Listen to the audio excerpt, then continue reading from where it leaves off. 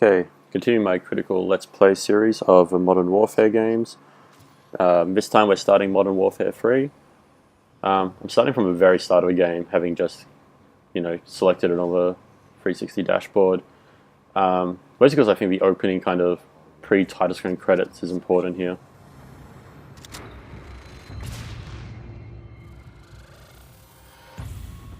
For years, the West's hypocrisy has made the world a battlefield.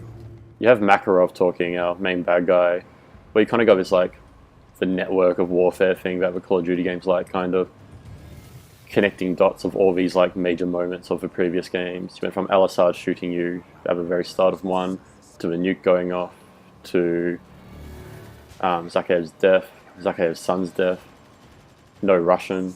Cuts both ways. Russian authorities claim the attack was orchestrated by an American CIA operative named Joseph Allen. The bigger the lie, the more likely people will believe it. And when a nation cries for vengeance, the lies. Protecting Burger King, that really major moment. The fire builds, devouring. The ISS being destroyed. So now we're going, all these moments of the previous two games joined together. Believe that they alone dictate the course of history. That all it takes is the will of a single man. So the reason I find that important, it'd be great if it actually had subtitles, which it doesn't, but is it pretty much just locates this game as pure unadulterated fan service. It assumes you've played the previous two games, and it is a campaign for people who played the previous two campaigns. It kind of shows all these moments, and it just assumes you know what these moments are. It expects you just to kind of come into this having already played two games. This is part 3. This is, for people who've already done all of this. I shouldn't have done this because now you can see how much time I've spent on a campaign of Modern Warfare 3. Was that 27.5 hours I have spent playing a 5-odd-hour campaign, which is a good time as any to introduce this game and say that I really thoroughly enjoy the campaign of this game. I could just play it over and over and over again. It just has this really great rhythm to it, where it just works. It's mindless. It's just this kind of nice comfort food action movie. Hits every beat, unlike Modern Warfare 2, which has these kind of weird moments. As you knew it is gone. How far will you go to bring it back? Shepard created a war, but only we knew the truth. Just I think that's why we only mention Shepard in this game. It's yeah, look, Shepard existed, we killed him, let's move on. I know a place. So this world's literally falling apart in this loading screen. And it gets straight into things, exactly where Modern Warfare 2 ended. We're back in Soap. He's still being stabbed with a sword. This isn't 5 years later, like Modern Warfare 2 was after Modern Warfare 1. We're still Soap. We're still seriously injured. Soap remembering back to when he first met Price. Again, just still further setting up this game as the end of a trilogy. The end of what is for the player 4 years in the making. I think 2007 was Modern Warfare 1, 2009 for Modern Warfare 2, then this game came out in 2011. So it's kind of like you've been with these characters for all this time if you're someone who's actually cared about these stories. You've been with Nikolai, Soap, and Price, and now this is kind of their story wrapping up.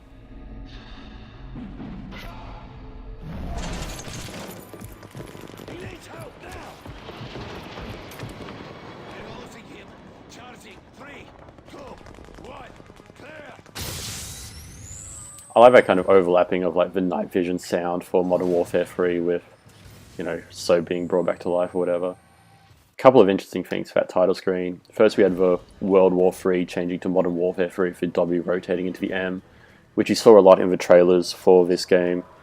And is repeated throughout this game. They've just kind of dropped any idea of being modern warfare in a realistic sense and just being World War 2 but in a modern setting, therefore World War 3. And you spend this game, you start in America because that's where the war was at the end of the last game, but it pretty quickly becomes about Europe and just kind of modern day World War II kind of military fantasy. Understand we are OPCON to you. And also the Call of Duty was back, where Modern Warfare 2 kind of removed Call of Duty altogether. Modern Warfare 3 brings back Call of Duty, Modern Warfare 3. Which is part of kind of expanding the Call of Duty franchise, really, making it a thing that's bigger than Modern Warfare. At this point in development, Infinity Ward has just totally fallen apart. Jason West and the other guy I've lost the name of have left to go and start work on Titanfall with all the lawsuits that entails. But now we're here with... So this game is a very different Infinity Ward is making this game, along with Sledgehammer Games. Still managed to do a phenomenally good job. And from this very first scene, already started Crash, we have the kind of perspective framing cinematicness that will be this entire game. Opening the door and just seeing missiles hit New York skyscrapers the second it happens. Like, already looking in the direction to see this stuff happen. And that is this entire game, is just being the actor and the cameraman of a military-themed action movie at the same time. Jammer's 500 meters north. We'll leg it from here. Let's go. So no tutorial mission, nothing. We're just straight into it. You know, America's still fighting Russia. We're no longer in kind of suburban Virginia or wherever we were. We're fighting people on the streets of New York, the financial district. So it's giving me kind of tips on how to play the game. Still the same mechanics. You know, holding down the iron sight button to lock into enemies and stuff. But it's just mentioning that as the game already starts, for anyone who might not have played the previous ones. It is not doing the tutorial missions like the previous ones did. It's just kind of presuming I've already done that. I do like this gun they give you with the two different aiming crosshairs you can use. It's a nice little thing that kind of can change the battlefield quite quickly. But going back to what I was saying before this started, we have the so the development kind of this game is interesting. The case of Infinity Ward falling apart, EA wanting just more and more Call of Duty games. You know, I think Black Ops was out by this point. Black Ops 2 was probably being made. Since here we've had Call of Duty Ghosts and we've got Advanced Warfare coming out. You know, so it's become a much broader label than just the Modern Warfare games, which when the Modern Warfare games started were very much just the next Call of Duties. So there's no Call of Duty number anymore. It's not Call of Duty 4 Modern Warfare 3. It's just Call of Duty Modern Warfare 3, this kind of franchise in a franchise thing. Which is nice. It kind of gives them the ability to actually, you know, conclude a story, not have to feel like you have to keep it going so you can do another one. You can do more Call of Duties without doing more Modern Warfares now quite easily, so there's no need to force this story to constantly drag on in a to-be-continued way. They can actually conclude this. Which might be half the reason I really enjoy it, is because it actually bothers to conclude, which so few video game stories do these days. Of course, they always have to leave it open just in case they want to make a sequel. So these vehicles appear and all of a sudden you have to run in here.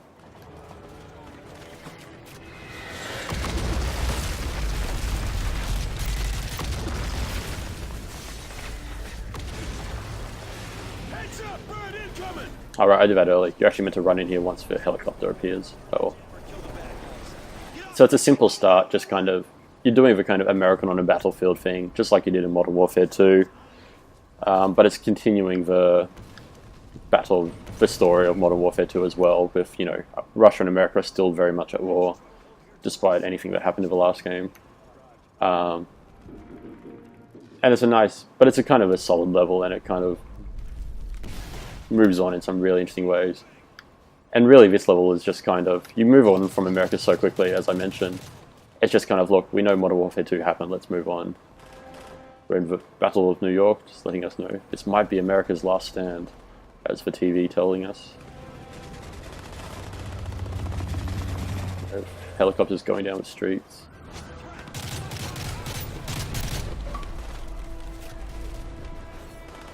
So I'm doing this just kind of running gunning. I might talk a bit more about why I like this game so much, which a lot of people were very confused by at the time. I think I ranked it my personal favorite game of 2011, with Skyrim close behind. That was largely because I just wasn't expecting this to be my favorite game. The previous two Modern Warfares I played probably years after they came out, just because I felt like I probably should. This one I bought the day it came out. I can't even remember why. I was probably just bored on a whim, and ended up playing the whole game in one sitting. And it's just the way it hits every beat, the way the pacing just kind of flows from one level into the next so well. And but it really just feels like it did what it was trying to do so well. So much more restrained almost in its storytelling than Modern Warfare 2. It's not trying to do some kind of absurd, the Americans really the bad guy or anything thing. It's just really straightforward. And I just kind of really appreciated its simplicity, I think, and its confidence in just trying to do its simplicity really well. And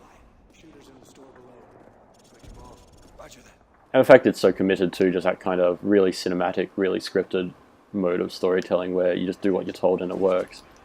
And I don't know, by this stage, so many people felt burnt by that after Modern Warfare 2. They kind of didn't want anything to do with that. Whereas for me, it just feels like what Modern Warfare 2 tried to do, but with the confidence of leaving behind what the previous Call of Duties were all about. So it just kind of feels like they got it right, essentially, to me. I really appreciated that. And it's just a nice Sunday afternoon going through the motions game. It's just kind of like just watching Die Hard for the 30th time or whatever. You can just kind of just play this game again, just go through the motions.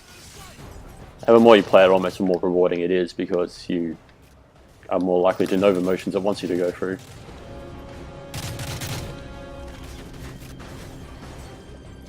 But of course, just like the previous games, the reasons people dislike it is because people don't like just following orders in a game, or people don't like what the game stands for about, which is all completely understandable. But I think you can not enjoy it and also appreciate why people, what it's doing and what it's doing well.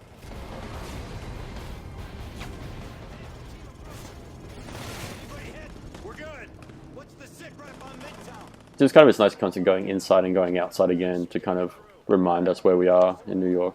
Still nothing. Guidance systems are scrambled. And what we're doing in this mission, if you missed it on the loading screen while I was talking, is we're trying to take down some scrammings, what do you call it, radar dish thing that's preventing us from having radio chatter. So at the moment the American forces can't radio communicate, so we're trying to take down the jammer so that we can do that. Interestingly, this first mission you don't start with a pistol, so it doesn't teach you that you can swap to a pistol quickly right at the start of a game like the previous ones do. Instead you have this grenade launcher it wants you to use. Some kind of very New York moments of hiding behind the hot dog stand.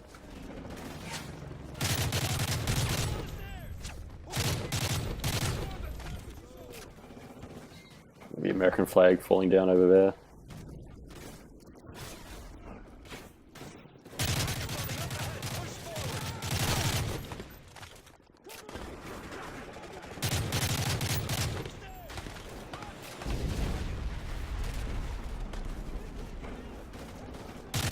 Can't remember my character's name yet, in my American character's name. I'll have to pick that up in one of the next missions. But he's surrounded by Grinch, and I think that's not one interesting. Grinch is, I think, the main one. Grinch and Sadman are the ones you kind of stick with as this person.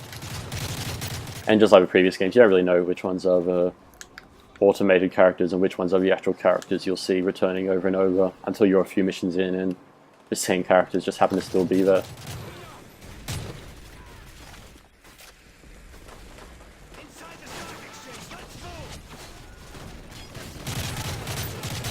There's probably something to be said about how Modern Warfare 2 was all about, protecting the political heart of America, and here it's more about the financial heart.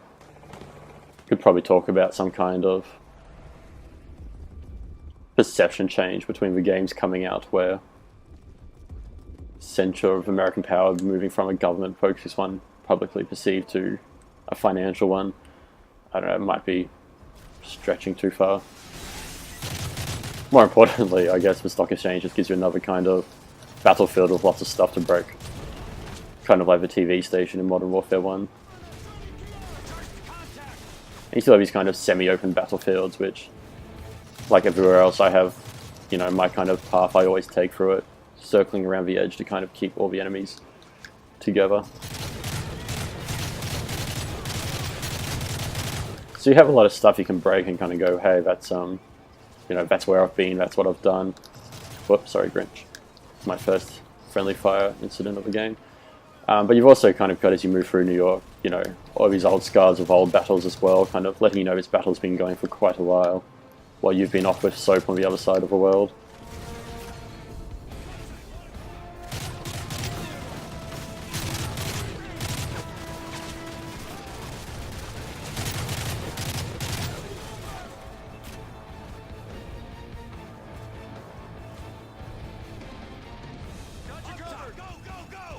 And again, just like every other mission in the games, the previous ones, you've got the music. You went from silence to music slowly dawning in as we get closer to our objective to kind of, you know, make it feel more important as we move on from just battlefields to,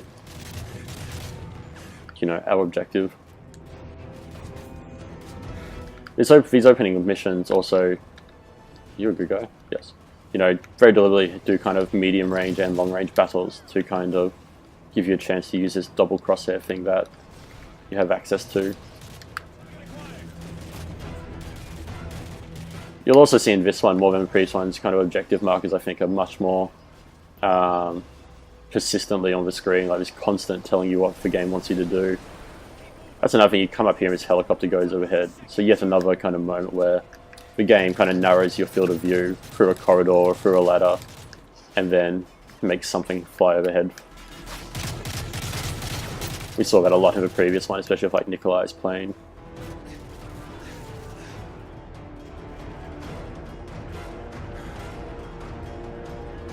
So now it brings us up to the rooftops to kind of give us a slightly broader view of the damage that's been done to Manhattan. Thrust! Put thermite on the jammer's power supply. We'll cover.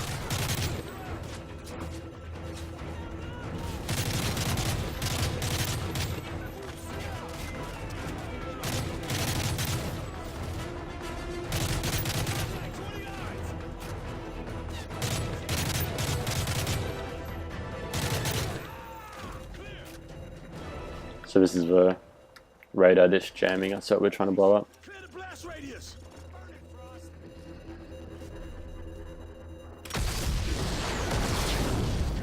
I really like here. It's going to seem like the smallest little thing, but it's something I really appreciate. First of all, the wires snapping. And as it lands, the way that piece of fence wobbles. It's the tiniest thing, but I really appreciated that. Like, someone went to the put in that attention to detail that the fence near it would wobble when the antenna crashed down. We got you loud and clear. I just really like that ridiculous amount of polish, the ridiculous amount of money spent on these games allows for. So now your radio comes back, and while I was talking about that single fence that people are now probably going to give me shit for on Twitter, the radios came back and there's just this cacophony of sounds, and we're suddenly aware of this battle that's been happening all over the place. And of course now, and then we get attacked from over there, but conveniently, thanks to us taking the jammer out, we now have access to the Predator drone. Incoming! Knock it out of the sky!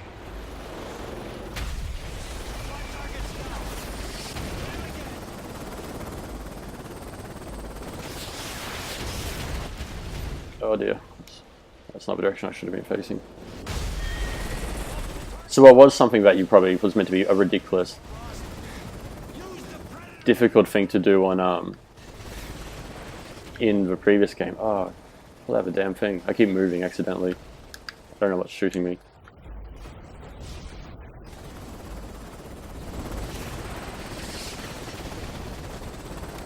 So something that should have been quite difficult to do in previous games is now one of the first things you ask to do, which is use an unmanned drone to take out the helicopter. I did not abandon the fight. I don't know what happened there. So this game just sets itself up into it's even more bombastic as the previous one.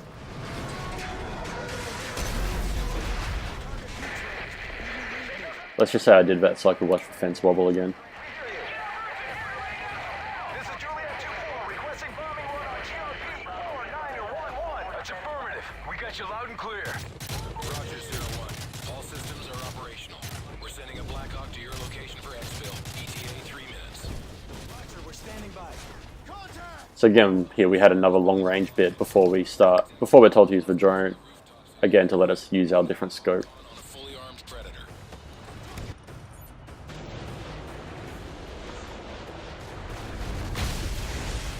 So the unmanned drones and stuff have kind of gone from look at all this amazing, powerful future technology stuff, and now it's just kind of just generic mechanics, expected mechanics of this genre, I guess.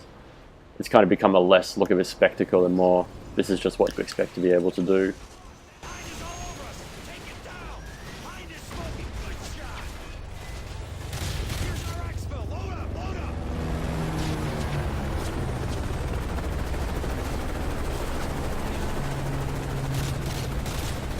So even if it's opening mission, which is just straight up running gunning still, you have all these finely crafted moments throughout it. Like, you're not just going through corridors, you're on the streets, then you're in buildings, then you're using an unmanned drone, then seamlessly you're just straight into a helicopter with a giant Gatling gun going through, you know, the corridors of Manhattan. We have multiple Russian warships near our ports.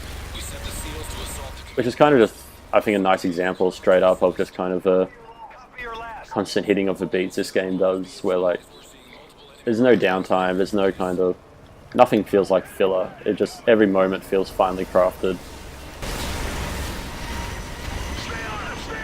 You know, then you just kind of go from being told about what your next mission will be to having two hinds chasing you down. Tally target right side high. Two more! We're taking heavy fire! Take the evasive action. Enemy burners down!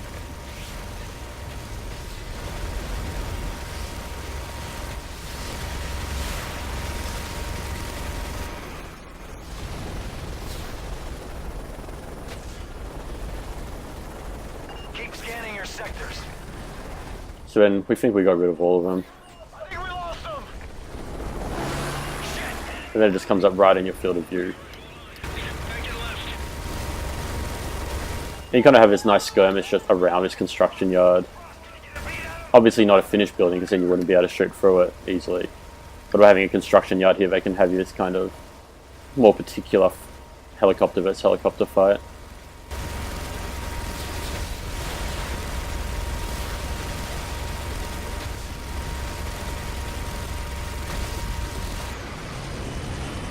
You take it out and of course it hits you. And your character falls out, which allows you to look down and watch it blow up into the construction yard and construction site and out the other side. Which, you know, you wouldn't be able to do if your character didn't fall out the side. I like that where someone clearly pulled you in, but you hardly get to see him, just kind of see their foot move forward.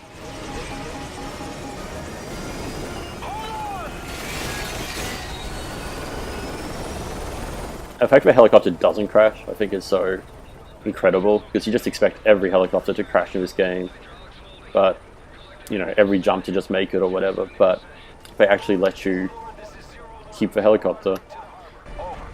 Roger, 01. The sky... So I think it's a really nice, just like, getting your feet back in, your feet wet again, kind of opening mission of a game. Just, you know, getting back into the rhythm of what you do in a modern warfare game. And you're like, alright, I got this, I've done some battles, and now we can kind of move on to some stuff. Thrust, that's my name in Delta Force. This is Lightning 3-1. Guidance systems are back online. Standing by with a full payload. So now the American Air Force can come back in and support us. Cleared to engage. Bring in the hard deck. DOT 5 seconds. Weapons away. These loading screens of this one kind of move away from the kind of top-down, kind of Orwellian style, but still very much look at this cool technology kind of thing. Appears all sites have been neutralized. Good work, Sandman. We've regained air dominance over Manhattan and pushed the front line back to the river.